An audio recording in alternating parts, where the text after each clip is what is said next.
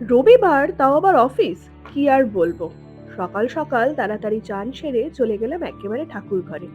গিয়ে দেখি মামুনি মোটামুটি জোগাড় করেই রেখেছিলেন।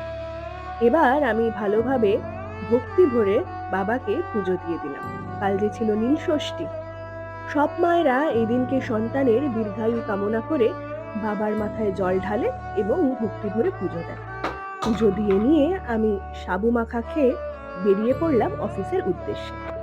যদিও মন পড়েছিল কিন্তু বাড়িতেই। এই একটা দিনই তো ছুটি পাই। তাও যদি এই দিনকে অফিস থাকে, কি যে বিরক্তিকর লাগে কি বলবো। তাও গেলাম, একটা ইম্পর্টেন্ট দিন ছিল তাই জন্য। অফিসের কাজ ছিল প্রচুর। এসেছিলেন দুজন ক্লায়েন্ট বাইরে থেকে। তাদের সাথেই সমস্ত কাজ মেটাতে মেটাতে বেজে গেল কিন্তু প্রায় 2:30। 2:30-র সময় অফিস থেকে বেরিয়ে সোজা চলে এলাম বাড়িতে। বাড়িতে এসেই এক্কেবারে খেয়ে ফেললাম ডালিয়া।